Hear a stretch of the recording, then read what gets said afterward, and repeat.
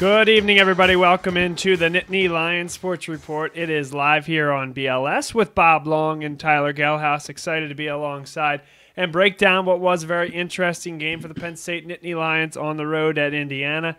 Tyler, it always seems to go that way at the University of Indiana in Bloomington, but they come out with a win. It was something that they needed after a two-game skid and what was, call it, a little bit of a reprieve in the midst of two big-time matchups that they lost in Ohio State and Michigan State. Follow that up with three huge matchups against Iowa at home this weekend, and then Michigan and Wisconsin in the next couple weeks after that. It really will be an interesting 3-week stretch that will define this football season for Penn State. I know we got a lot to talk about on the Indiana side, but as we take a deep breath, and they're now more than halfway through this season, where do you see Penn State sitting?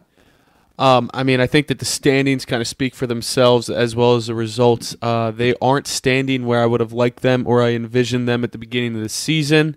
I think that obviously a little frustrated as well as a lot of other people with the losses, back-to-back losses, Ohio State, Michigan State, eerily identical to the two losses that they suffered last year to those two teams on the road this year at home.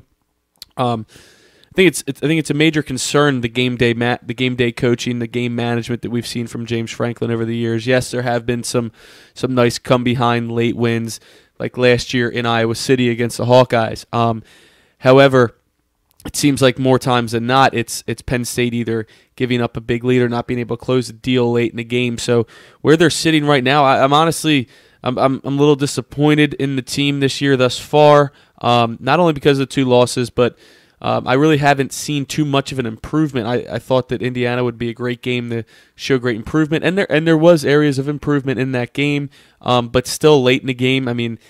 Indiana hung around, got the onside kick, and had a chance to win the game at the end, although it never really felt like that they were going to win. Penn State was going to lose the game, Indiana was going to win, but there was still that little doubt in your mind that, wow, here we go again, can't close it out. But, they are 5-2 right now, like you said, with a big 3-game stretch coming up, starting with Iowa, and this game is crucial, and it's really going to define the rest of the season, in my opinion.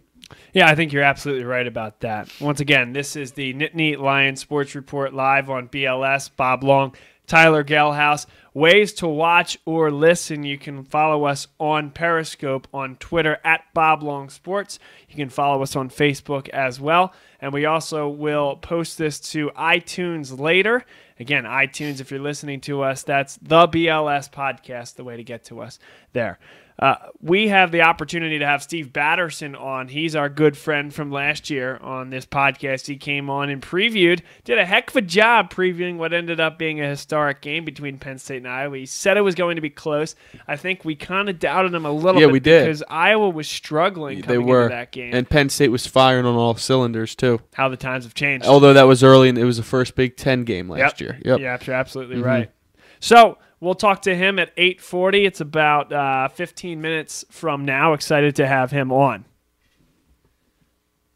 Bob Long, Tyler Gehlhaus here, and we'll bring this forward here and talk a little bit, Tyler, about this team and about what happened against Indiana. Really a struggle in many, many ways as the Nittany Lions struggled to do what they needed to do to close out the Hoosiers. Once again, a double-digit fourth quarter lead, and it nearly goes by the wayside. We're going to talk in our Blitz segment today about some of the struggles defensively and how that allowed Indiana to stay in this football game where I really didn't think it was something where they should have been in the game long term, quite simply. And so I think that's a concern for Penn State going forward and something we're going to talk about. What do you think, Tyler?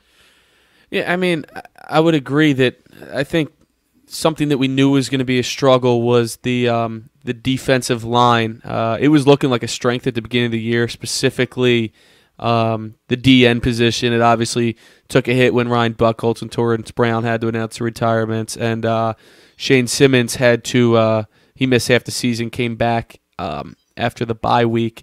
So they've been suffering on the D line, but specifically at D tackle, we kind of knew it was going to be an area of weakness. You have two very good starters in Givens and Windsor, but behind them there's a lot of inexperience, not a lot of depth, and especially with the injury to Fred Hansard, and then moving C.J. Thorpe over from the offensive line to defensive line. There's just not a lot of experience there, and I think you saw that Indiana really took advantage of running it up the middle on Penn State, especially on first downs. I mean, Indiana ended the game with 224 yards on the ground. Not to mention they threw for another 330. So it was, I believe it was maybe the most yards that Penn State has ever given up in a game. I mean, thank God they won it. They gave up 28 points, but they held them to 28 points, and that was enough in large part thanks to Shaka Toney, who had 4 sacks in the fourth quarter.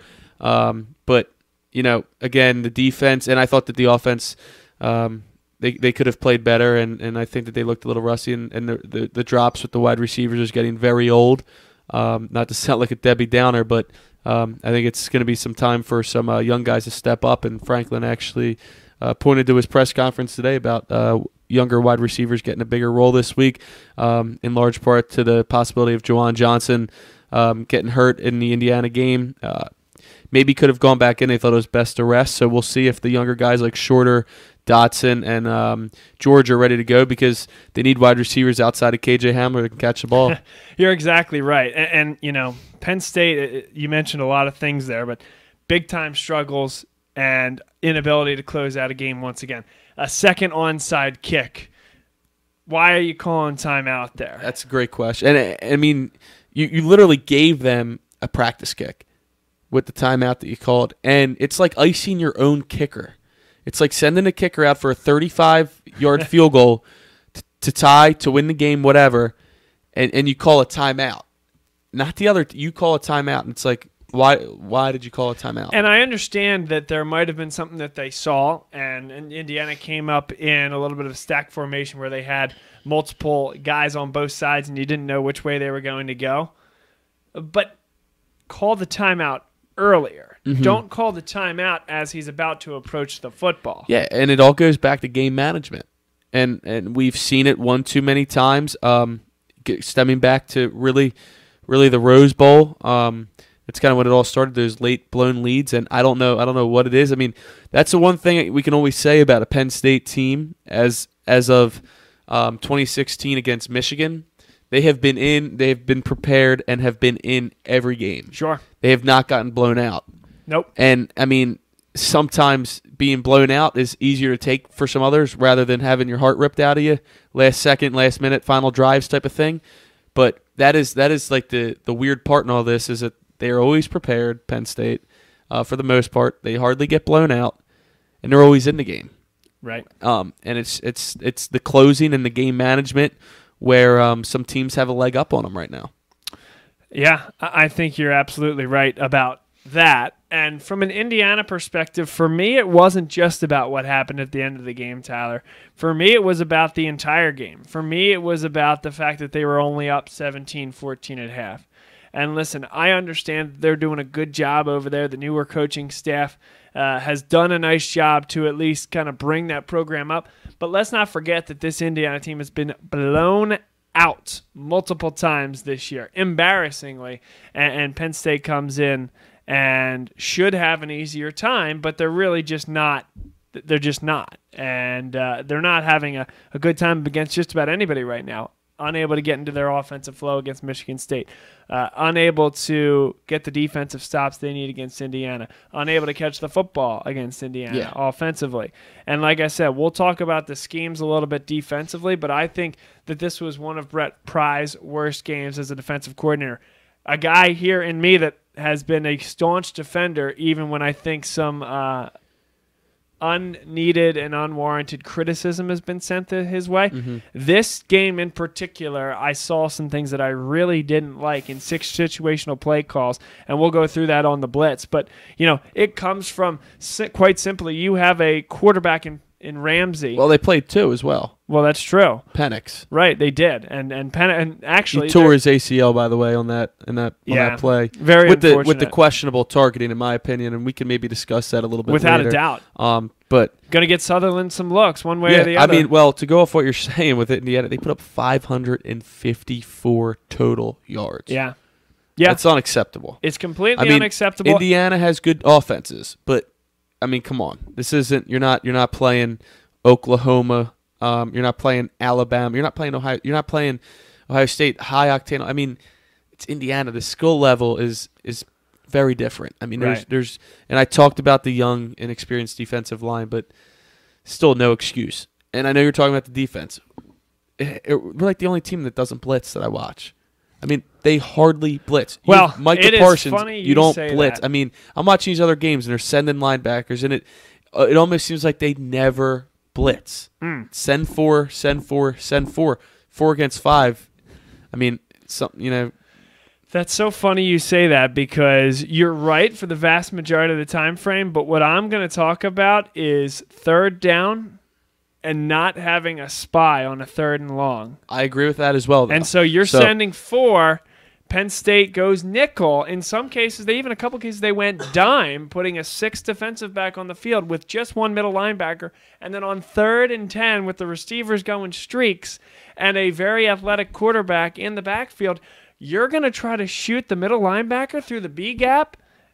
I mean, it's just silly. Well, I'm not even saying on 3rd downs. I mean, even 2nd down. I mean, right. Maybe that's the time to blitz. What I'm going to get at, and we'll talk about all this a lot in the blitz, there were 2 or 3 really, really horrendous play calls where 3rd and long, they decided to sell out. Well, send 5 when they're in dime, and all of a sudden receivers go down the field. The field is wide open for an athletic quarterback, and Penn State has no shot. He takes off out of the pocket and gets a first down. Yep. And that's completely unacceptable defensive play call. We'll talk about that. I'm spoiling it, but we had some very, very questionable defensive play calls from Brent Pry.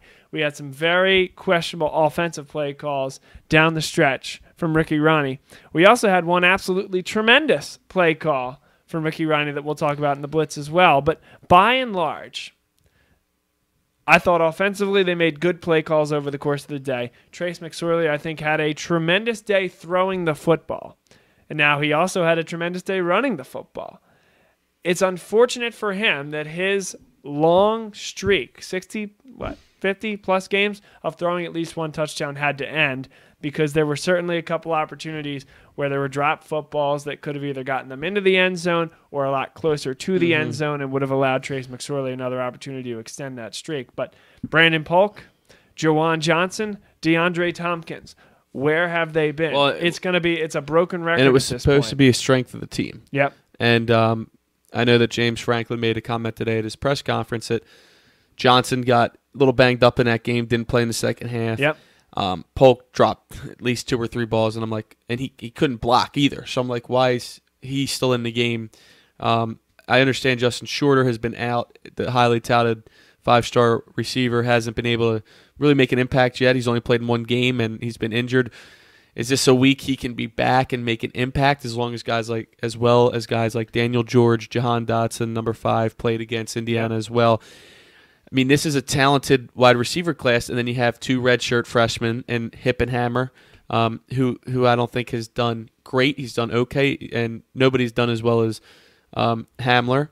And then you factor in the tight end Freiermuth, another freshman. Right. So those are the guys. And they are, and they are like right now they're the most talented guys, and they just happen to all be freshmen, especially Hamler and Freiermuth. But let's see what the other guys have. They have that red shirt rule that they can play up until 4 games, and you got to go with the best players regardless of year at this level. I mean, if these guys, these upperclassmen aren't cutting it, you know what? I mean, you got to go with the guys who give you the best chance to win. Well, that's the question, though, right? And Shorter might be a guy that's 3 years on the field and then to the NFL. So maybe that makes the decision on him. But a guy like Daniel George, a guy like Jahan Dotson, do you believe that if they get to – what have they played in? 2 games each so far? Dotson 2, the other 2 1. George just 1? Against Kent State.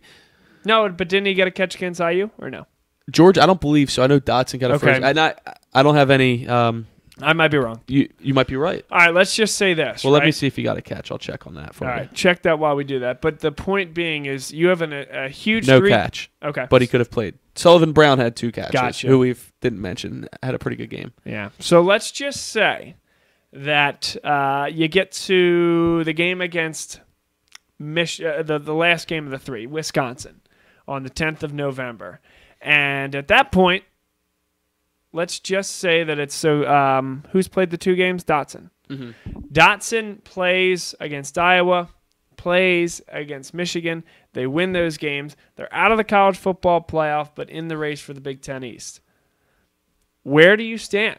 I mean, are you with playing the red shirt rule? with Dotson in particular? So I think the easier question might be Shorter, George. Maybe they play the next 3 games. They're at 4 going into Maryland. Maybe they win all 3 of those games. Do you continue to play those guys? So I look at it in 2 ways. One is, are these guys, if you redshirt them, are they really going to be there for a 5th year? That's the question, right? A guy like Shorter, no. Even a guy like George, he could be a redshirt junior and still leave after that year if the draft stock is there. I mean, same goes with Dotson.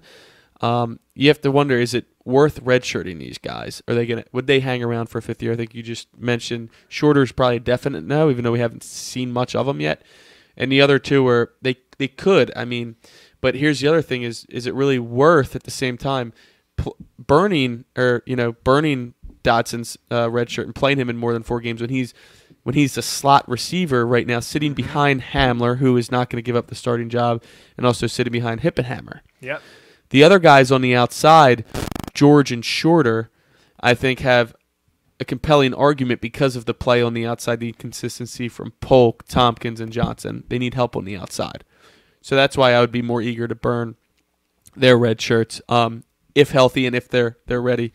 And I mean, I think George is going to be a phenomenal player as well. He kind of reminds me of Chris Godwin. More of a physical 6'2". When he catches, he's looking to run you over. Mm-hmm. He might not outrun you, but he's going to run you over. So I mean, at the end of the day, if they can make the plays that the upperclassmen haven't been able to make, burn the shirts regardless of your record, regardless of what happens, because at the very least you're getting them experience for next year. All right, let me throw a quick counterpoint at you. All three. I mean, you're bringing in pretty much 3 receivers every year, highly touted guys. I have no problem with it. No problem at all. Like I said, because you don't know what the future is going to hold in terms of, when it's time to. What if you redshirt Shorter and he has an amazing next year redshirt freshman year and then a redshirt sophomore year? Right. He could leave. You only got 2 years out of him. At least get 2 years and some games out of him. Well, but the delta is really 2 years and 2.5 years and 1 additional game, right? If it's 4 versus 5. So right. The upside but I don't think of not playing him in a game against Maryland or Rutgers, and then having the impact for maybe the next 3 games. And maybe we shouldn't total. be using him as an example because I don't think he'd be here for 5 years anyway. Right. I think one of the other 2 guys, and that would be where the argument comes in. And I mean that's a tough decision that's why Franklin's getting paid the big bucks. So my point is, and I know it's probably not the right way to think of it, not the way that Franklin and co are thinking about it, but Daniel George, a guy, so he's only played the 1 game. If he plays each of the next 3 games, let's say Juwan Johnson has some trouble getting back, he's day-to-day right now. Let's say that they just don't give as many snaps to Brandon Polk after that performance, to DeAndre Tompkins after that performance. Well, perhaps George gets a playing time in each of these next 3 games. He's sitting at 4. Penn State is now 8-2 going into their last 2 games against Maryland. Very optimistic. Very optimistic.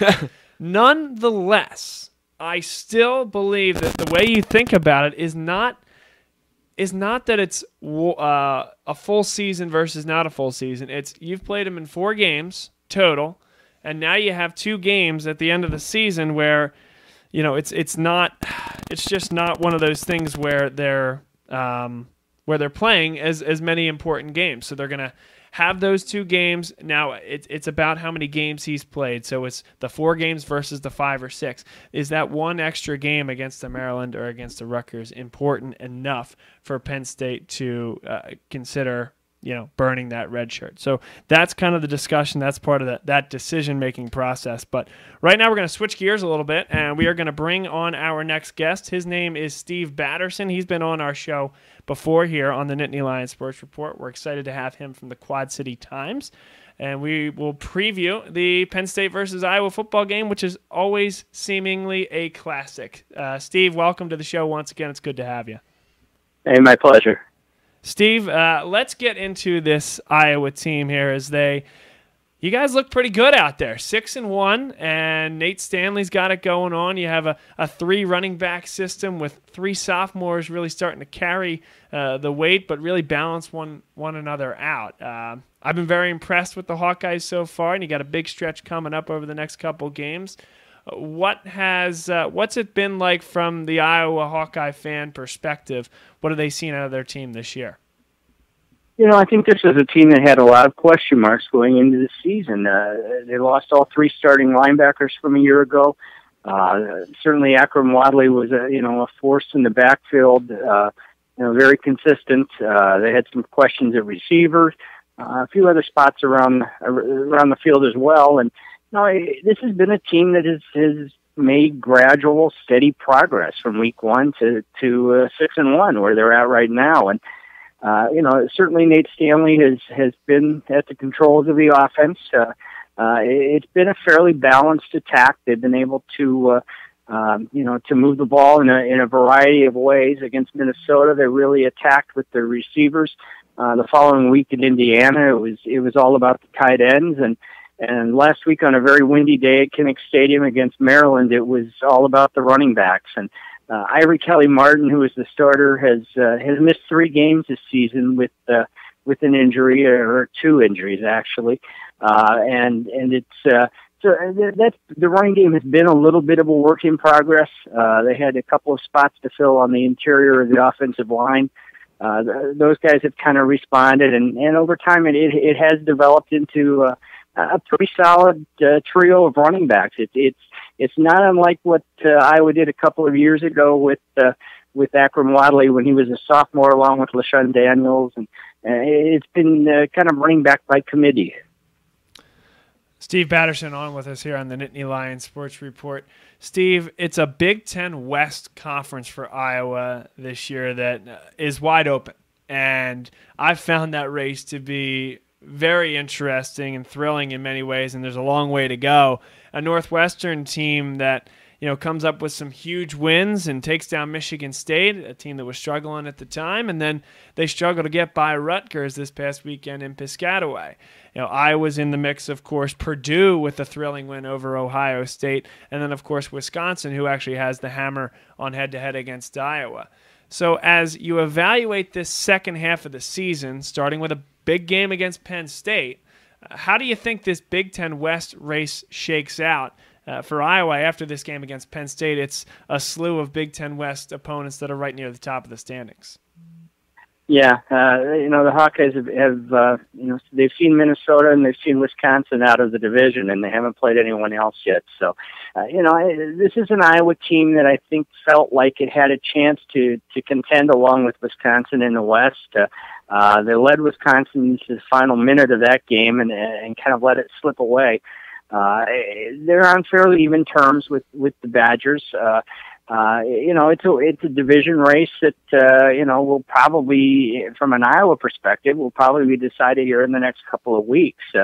After the trip to Pennsylvania this weekend, they go to Purdue next week, and then they follow that up with a home game against Northwestern, which, as you alluded to, has been kind of hot and cold and a little perplexing to figure out. I mean, Clayton Thorson, certainly a talented veteran quarterback, losing their top rusher early in the season has made that offense a little inconsistent. But the Cats, they have a half-game lead right now on people, so it's going to be interesting to see how all this shakes out. Iowa finishes up at Illinois and then at home against Nebraska, so they're going to catch the back end of that division on the final week. So if they can fight their way through this stretch here, they could be in a pretty good position to make a strong push for a division title for the first time since 2015. Hey, Steve, this is Tyler Gehlhaus along with Bob Long. quick question for you in regards to the offense. You talked about the run game isn't where Iowa had hoped for it to be. However, you have a great quarterback in Nathan Stanley, as well as two terrific tight ends in T.J. Hawkinson and Noah Fant, your two leading receivers.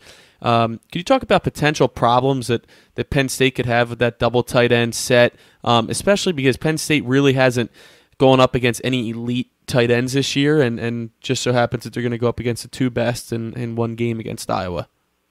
Yeah, these two guys really play off of each other pretty well. And one of the things that Brian Ferentz, the offensive coordinator, who also moved into the role as tight ends coach this year as an assistant, after working with the running backs the last couple of years, did was he spent some time with the Patriots during the summer. He worked with them previously as an assistant tight ends coach, assisting the assistant there. But he went out and spent some time to talk with them about the use of tight ends in offenses and how to to create opportunities for those guys, because Iowa certainly has, not only the two guys that are starting, they feel really good about a couple of guys backing those guys up as well. So, it's a position where Iowa has a lot of talent. They've been able to recruit well to that position. And certainly in Noah Fant, they had a guy coming back who was, a top receiver from a year ago, really emerged on the national scene and as a sophomore. And this fall, Hawkinson has done the same. They've been able to create some problems, and Indiana really struggled with dealing both the size and the quickness of those guys. They're both 6'5", 6'6" kind of guys. Have a little thickness to them, but they've also got pretty good speed, and that combination has been pretty effective for Iowa when they've gone their way. They're 1 and 2 in terms of receptions right now, but they've worked hard to kind of blend in some of the other receivers. Iowa has some sophomore receivers in Brandon Smith and Amir Smith-Marset, a New Jersey kid who is from the same high school as Wadley, that they're really trying to get comfortable in the offense and stretch the field maybe a little more than what Iowa has in the past. And it seems to be working. But it starts with the two tight ends and their abilities. There's no question about that. Steve Batterson on with us here from the Quad City Chimes. He's with us on the Nittany Lion Sports Report. Steve, last year's game against Iowa for Penn State was an absolute classic, and you came on our show before that game and predicted a close game, and how right you were. You couldn't be much more right than that. Obviously, a defining portion of that game was the performance of Saquon Barkley, who is now with the New York Giants in the National Football League. In his place for Penn State has stepped up Miles Sanders, and he's been nothing short of terrific, probably behind a better run-blocking offensive line this year. Have you had any conversations, or has Kirk Ferentz opined at all about what they expect to see out of the Penn State offense, specifically the running game, in this upcoming week's game, and if they have any wrinkles up their sleeve defensively to try to thwart that?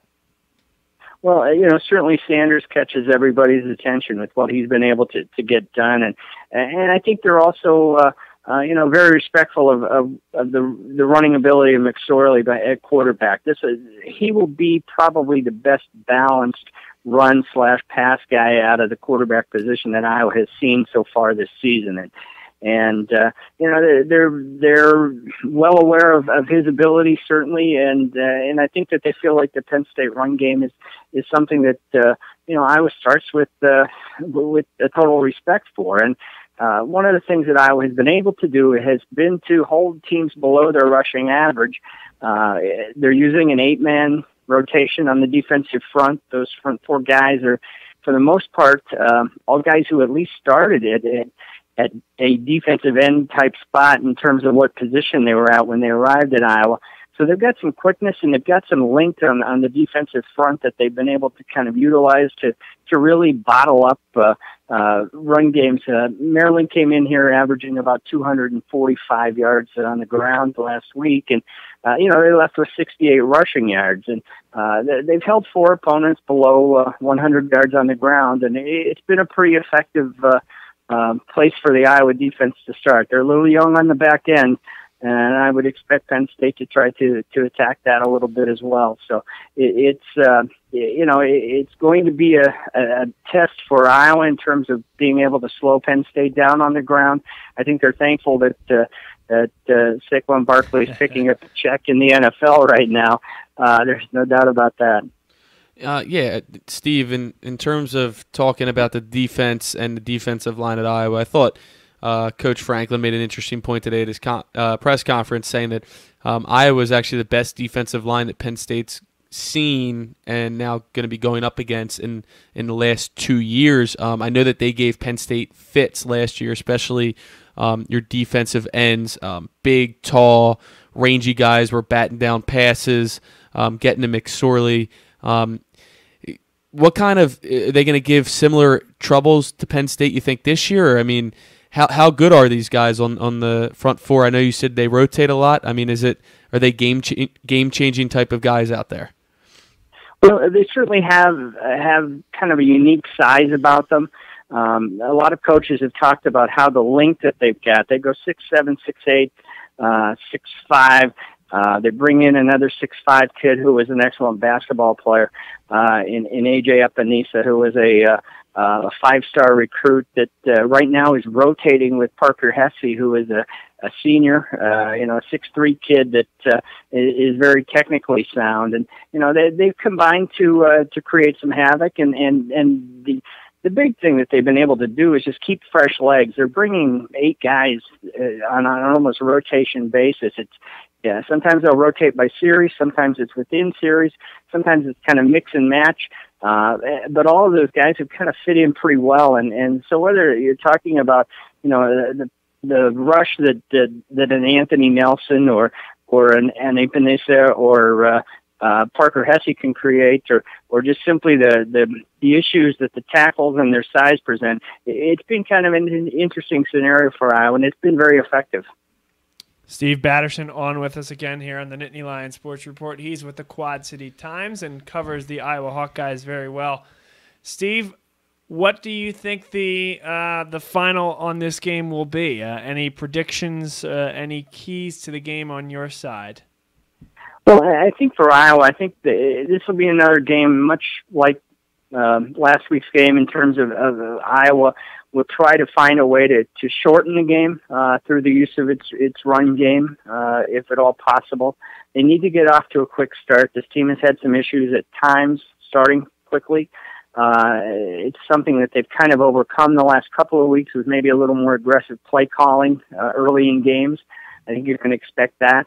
I think that if Iowa is able to do that, I think they have a chance to make this a pretty interesting matchup. I think that it's going to be another Wisconsin-like game for Iowa. It certainly is a game that, given their schedule this year, it's one of those games that's been circled on the calendar because, there is no Michigan, there is no Michigan State, and there is no Ohio State on Iowa's schedule this season. And so if you've got to take a couple of games to point toward, the Wisconsin game early in late September and this one kind of mid-season, those are two games that have had Iowa's attention for quite a while. Yeah, and Penn State definitely has Iowa's attention, as well. Especially the play of Nate Stanley. Steve, he's obviously a tremendous quarterback, having a great year. Just came off a great game 2 weeks ago against Indiana. Do you think that, looking ahead a little bit to next year, is he a guy that's going to leave early for the NFL, maybe forgo his senior season out there in Iowa? I think he's a guy that probably will stay put. I think that Noah Fant probably will exit for the NFL. I think that's probably a likelihood at this point. I think Nate's a pretty well-grounded guy. He's an extremely humble kid who just is kind of comfortable at this level. He's not in any real hurry to get anywhere. I mean, in terms of pro career and that type of thing. And, I think, how the second half of the season, if there were to be any thoughts about leaving early, how things finish up may have a lot to do with that. But, I think at this point, his main focus, he completed 54% of his passes a year ago. And at this juncture, I think getting that number up to where it is now at 61, 62%, I think is, that's kind of step one for him this year. It's been a season of growth so far. it started with a couple of rough games. He only completed 52% of his passes in the first 2 games, but he's countered that with a stretch of 4 games where he was around the 68% mark, and when he was lighting it up and during that run, it was pretty impressive. And some of that is he's got more experienced guys to work with this year. Iowa was very young at the receiver spots a year ago, more so than now, and it's a growth curve that I think he and those around him are embracing at this point. It's good stuff, Steve. We always appreciate the time and appreciate you coming on again this year. It's good discussion on Iowa. It should be a great football game, as it always seems to be, and we'll be following along with your work at the Quad City Times.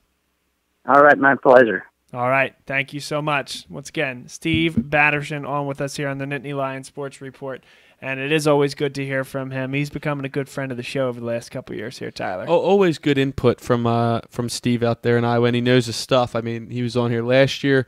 Was pretty much dead on with that. We disagreed, but he was right. And the reason I asked about Nate Stanley next year is because I know Penn State will go out there again next year. Yeah. And it's not ever an easy place to play out in Iowa City. And I know if he's not there, that would make it a little bit easier for Penn State. Yeah, so that was the main reason I was asking.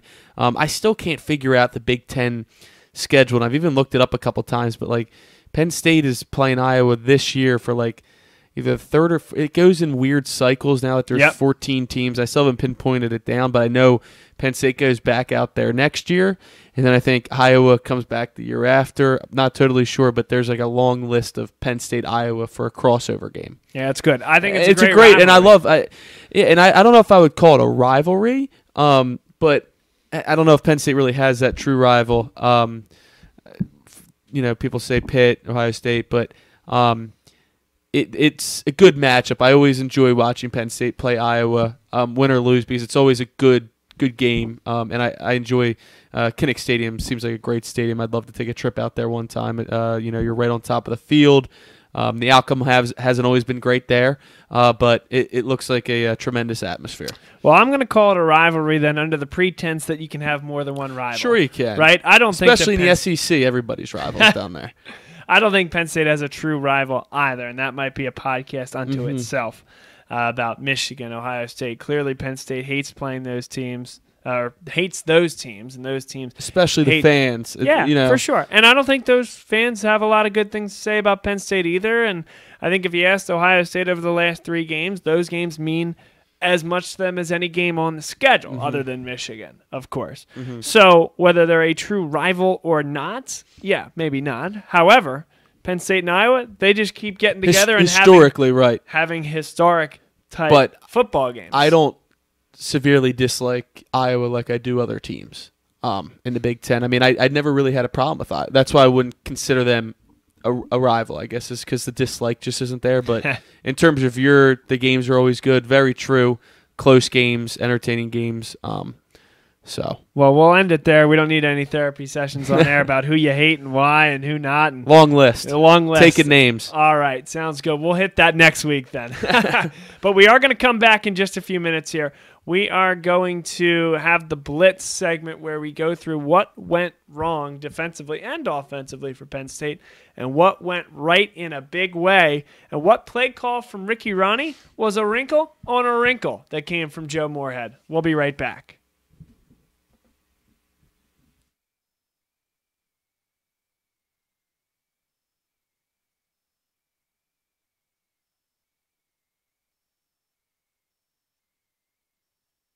Ford is Mayfair's neighborhood Ford store. Nobody knows your neighborhood like Dunphy Ford. Nearly 40 years. Right here on Frankfurt Avenue. Generation after generation. Our neighbors continue to be our customers. We have access to the cars and trucks you want with financing you need. Dunphy Ford is Northeast Philly's first choice for America's #1 brand.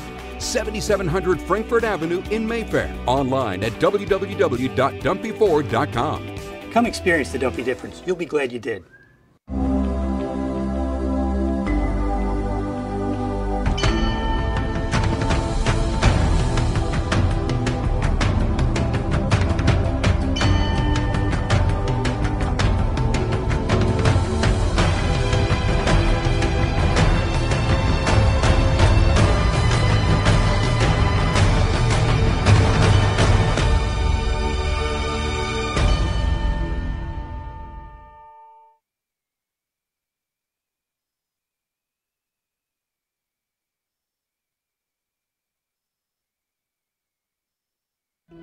What does your character look like? Does it bounce back after each setback? Does it stand out by standing up? Does it make good on good intentions? Character is invisible until it's not. Only through action will the world know what it's made of, what you're made of. Find out how you can strengthen the character of your community alongside empowered veterans and families of the fallen at travismanion.org.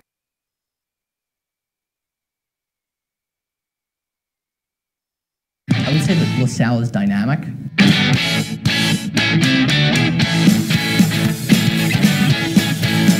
Prepared.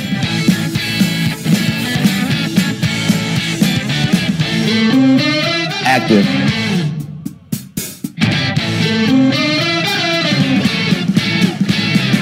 Diverse.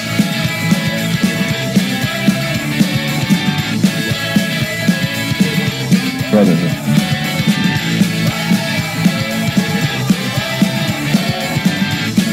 Family.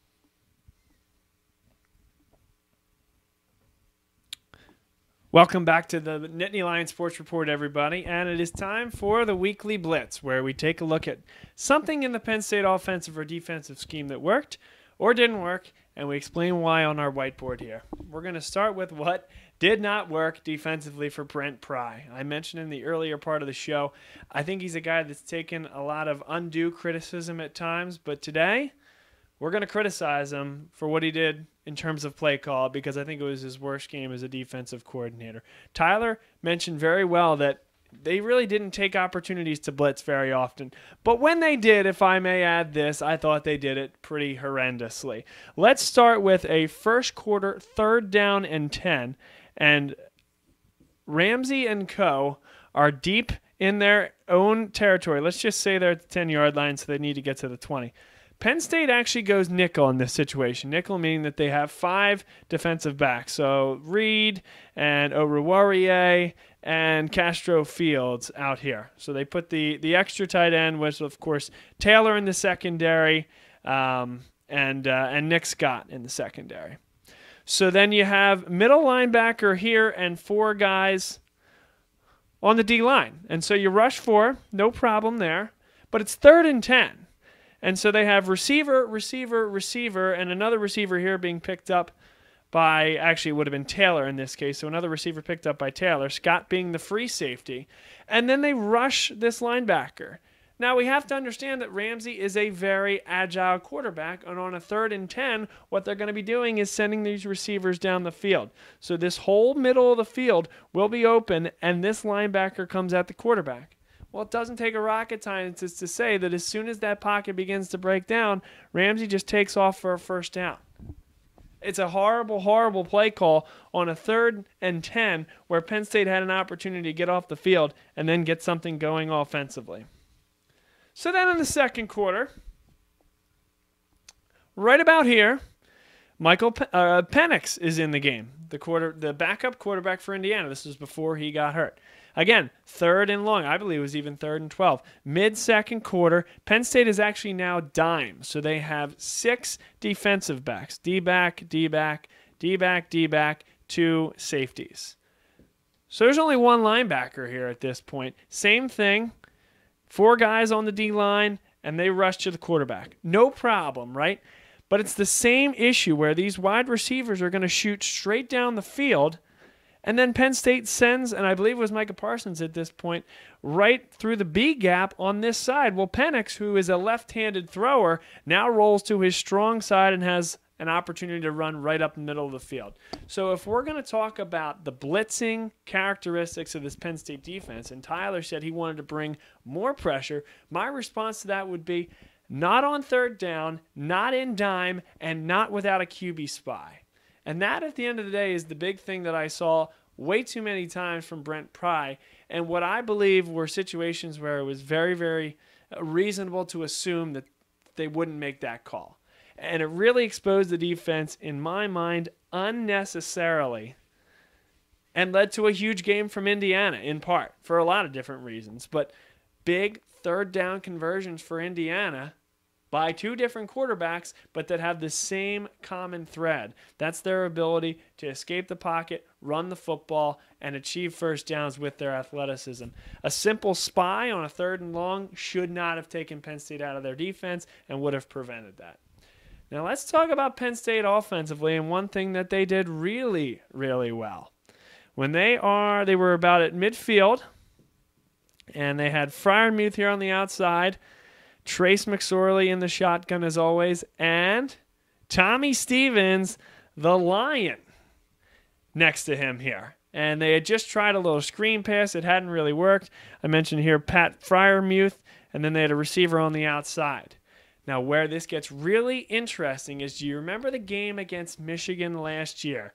And all week, Joe Moorhead was talking about a wrinkle that they were going to put into their offense. And we were, what's the wrinkle? What's the wrinkle? What's this going to be? Well, what it ended up being was, in this case, it was Trace McSorley in the shotgun and Saquon Barkley next to him. And then all they did was, right before the snap, Barkley here, Trace McSorley here. So what it ends up looking like is Barkley is under center, McSorley is off center, and the ball goes to Saquon Barkley. McSorley comes across. Barkley fakes the handoff, and he ended up taking that first play all the way to the house against Michigan. So that wrinkle worked to perfection. This was actually a variation of that, and a brilliant one from Ricky Ronnie. Because what happened was, directly before the snap, Tommy Stevens, Trace McSorley, switch spots.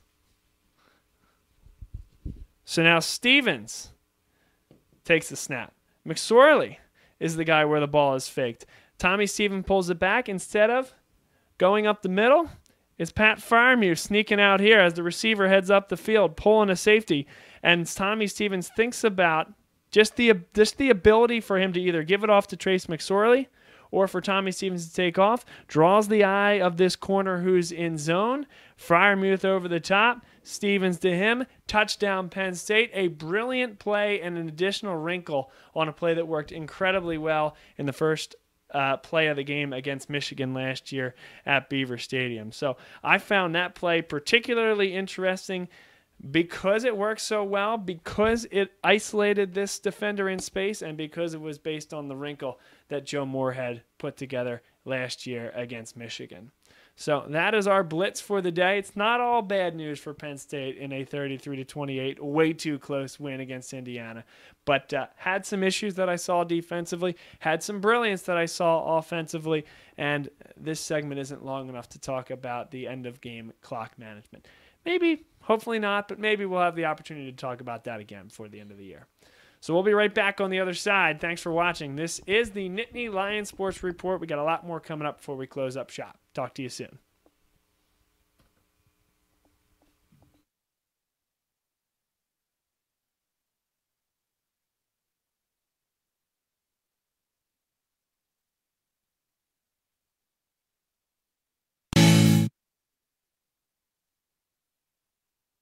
Ford is Mayfair's neighborhood Ford store. Nobody knows your neighborhood like Dunphy Ford. Nearly 40 years. Right here on Frankfurt Avenue. Generation after generation, our neighbors continue to be our customers. We have access to the cars and trucks you want with financing you need. Dunphy Ford is Northeast Philly's first choice for America's #1 brand. 7700 Frankfurt Avenue in Mayfair. Online at www.dunphyford.com. Come experience the Dunphy difference. You'll be glad you did.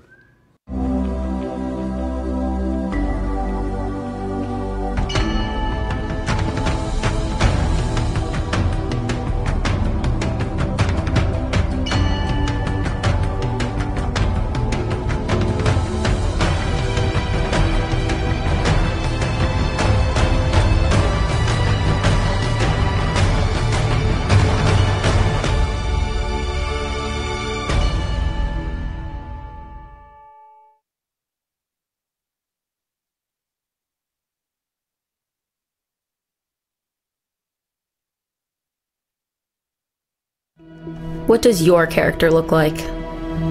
Does it bounce back after each setback? Does it stand out by standing up? Does it make good on good intentions? Character is invisible until it's not. Only through action will the world know what it's made of, what you're made of. Find out how you can strengthen the character of your community alongside empowered veterans and families of the fallen at travismanion.org.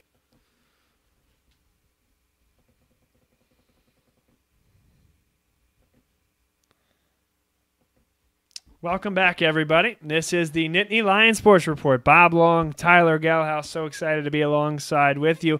Hope you enjoyed that episode of the Blitz here in the midst of our Nittany Lion Sports Report.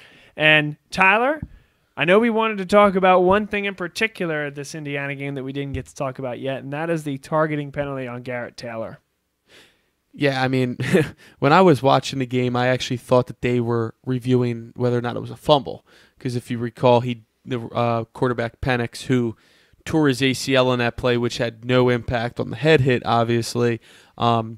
He did fumble the ball. He was down after replay, and I thought that's what they were reviewing at first, because it didn't look like targeting to me in full speed, and it certainly didn't in the replay either. And I say that because yes, there was head-to-head contact. Taylor actually turned his head and almost tried to avoid it, but how can he avoid that tackle? And I mean, I think Franklin even discussed it a little bit today and saying, well, he really didn't have a choice. He had to make the tackle. And, he just has to suffer half a suspension against Iowa. And it's a shame because he's been one of Penn State's better defensive players this year. He's been a pleasant surprise, and he's been playing really, really good football. I don't agree with the call. I think that needs to be changed. Maybe not changed, but modified, because I don't think it's fair to have such a questionable call cost a kid the rest of the game and then the first half of the next if it happens. So very interesting that you say this, because down in Baton Rouge, the AD Joe Oliva at LSU is trying to overturn a suspension where Devin White had the exact same situation, a targeting call in the second half of the game against Mississippi State where he hit Nick Fitzgerald. And it's one of those things where if we're being very, very technical, the helmet did make contact just under the bottom of the helmet of Nick Fitzgerald, which is technically targeting. However, it was one of those things where if I were to just come up to you and kind of nudge you, and they called it targeting, they upheld it, and they sent him off. Clearly, being in the second half, he'll sit out the next half of the game, and clearly with their opponent, which is Alabama, next time they step on the field, this is something that's huge for an LSU team that's been led by its defense in many ways this year. So this is the first time I've been aware of a formalized request from an AD to a conference office to have something like this overturned. The Garrett Taylor thing, probably less implications, at least on a college football playoff. And nothing against Garrett Taylor either, but Devin White is one of the best linebackers in the country. Absolutely. And they're getting ready for their biggest game of the year. And maybe the game of the year in college football. And not that makes it okay or, but I get what you're putting down, but the situations are totally different. Yep. But the scenarios are very similar. Are exactly the same. And so it's one of those things where a precedent could be set. I think the answer is going to be that the conference office can't do anything about this. However, the precedent could be set if they were to do something about this. Precedent one is we can go back and overturn these calls, but only for special situations where it's an important player for your team. A priority. And who's to judge who an important player is? Exactly. Well, I mean, and I'm ad-libbing there a little bit. Yeah. But critics will say, oh, okay, great, your best player gets hurt. Now you're going to say it. And are they going to allow that precedent? If they do, total Pandora's box. The other thing is you have a Alabama football team that's dominated the conference for a very long time, and you have enough people nationally and in the SEC that believe that the SEC office, which is based in the state of Alabama, has in some ways been partial to the Crimson Tide. So a conspiracy, and I don't think there's anything to this, but the conspiracy theory about when and why Devin White was sent off the field. Yeah. I mean, I don't think so either, but don't tell the people in Louisiana because they are probably firm believers. No, I totally get it. The problem I have with targeting is that, correct me if I'm wrong, but it is the official, the head ref is reviewing it on a screen. Right. I don't know if there's anybody talking to him or not. For example, in NHL, all scoring plays can be reviewed in Toronto. Yes, the War Room, yes. I think that there should be a similar thing for targeting because of the implication that it has not only on that game, not only on that player, but also the next game. I think that there should be, in the rules. I mean, it's still a very judgmental call whether or not something is targeting. I think there has to be like a committee, like a room, like the War Room in the NHL that is who they page, and it's not on the ref to make that call. I think it should be on a select few, a committee that and then the ref needs to be able to explain it from what he's talking to. But I hate to see obviously head injuries, but I also hate to see ticky-tack targeting when players are only given 12 games. They're not being compensated, at least legally. I'll leave it at that. And then costing the team a first half of the next game. I mean, it's just tough. It is. It is very tough. And there's much larger discussions that can be had about whether some targeting penalties are drawn by the aggression of the defensive player versus an offensive player lowering his head instinctually into the pathway of a defensive player. Mm-hmm. And the defensive player is technically held responsible for that, and that's fine. But at the speed of the action that's occurring on the field, that's an impossible task. I just don't know what Garrett Taylor was supposed to do right there. Let him score, Right. I mean, and then you, unfortunately for Penix, tears his ACL on that play, which had nothing to do with it. But I mean, you see it in the NFL. I mean, you can't even hit the quarterback low. You can't hit him high. So, and that's a whole other subject. But I just think that it needs to be refined. I think they have to have more discussion this offseason. I'm sure they will because it's too inconsistent right now for me. And the defensive players are going to have to take the brunt of it right now and there's oftentimes nothing they can do. Yep. Unless they want to let the other team score a touchdown or get a big gain. But in the meantime, you have one more thought on that? No, I was going to say, let's get a couple picks in we're here. running out of time here. So let's get to our weekly picks. It's a little bit of the show behind us is waiting to come in the studio. I know, yeah. So our time's running out, but it's a weaker week this year. We are in week 9 of the college football season. We have a couple of ranked matchups, starting with world's largest outdoor cocktail party, Florida, Georgia, number 9 versus number 7, respectively. A lot at stake, including possibly a trip to the SEC championship. Big ups to my boy Fred, who I met and hosted us at his tailgate last year when we went down for Florida LSU. Why? Just for the heck of it. We went down for an SEC football game. Fred was a great guy. That said, Fred, I am sorry. I don't believe in your Florida Gators quite yet. Dan Mullen's done a nice job.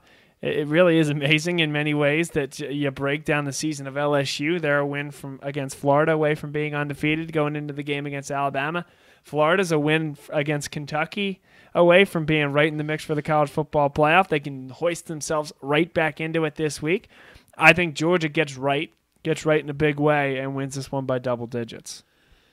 Georgia is 6.5-point favorites, and I think that they will win, and I think they'll win.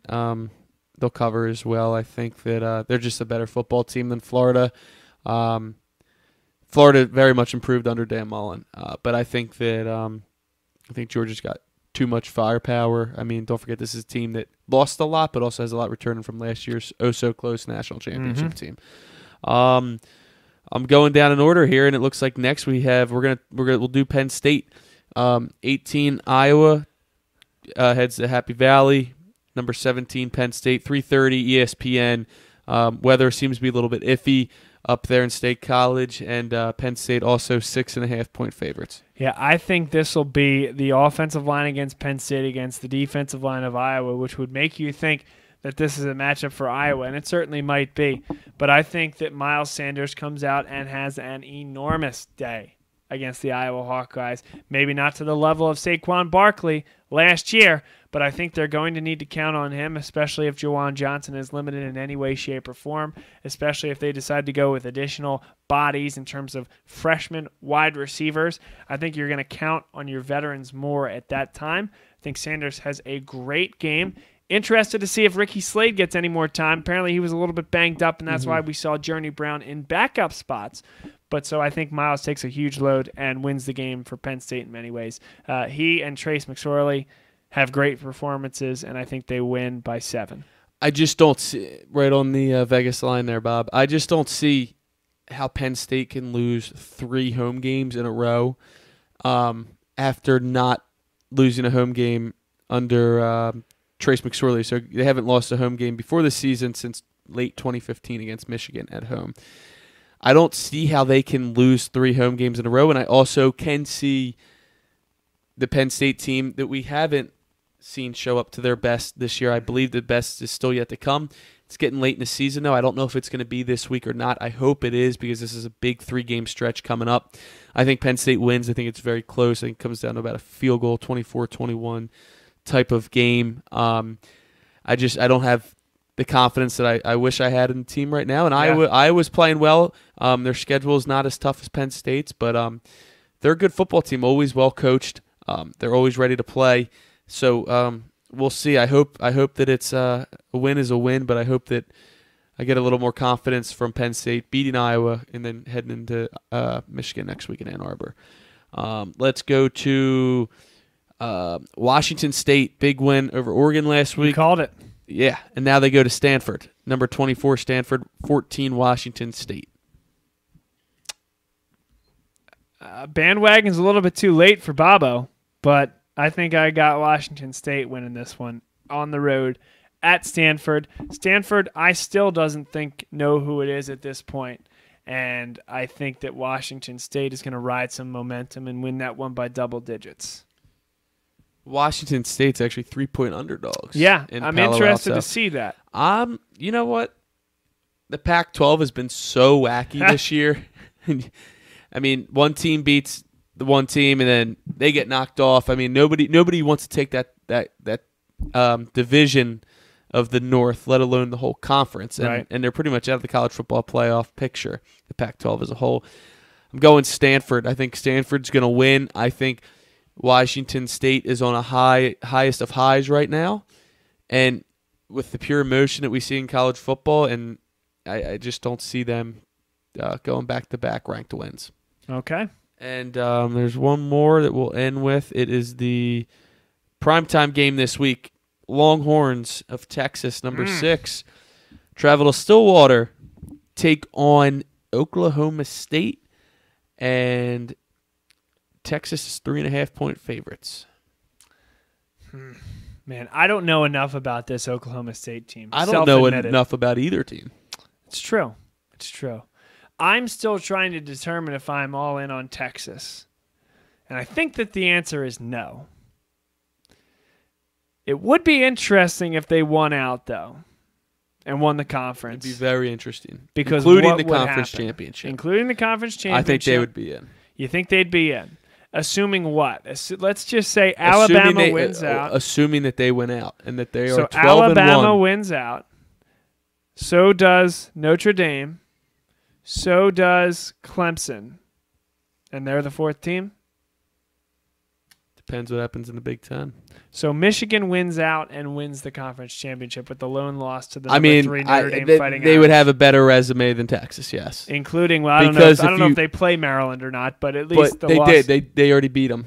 So but there you go. I mean, that is the comment. But Michigan's only loss, hypothetically, would have been to Notre Dame, who's also. I mean, I just think that also the first week, just like Texas. Yes. Yep. But they'd be in a very good spot. I mean, Correct. a lot would have to go wrong for them to win out. And I don't think Texas is going to win out anyway, though. I think they win this one. I don't think they win out.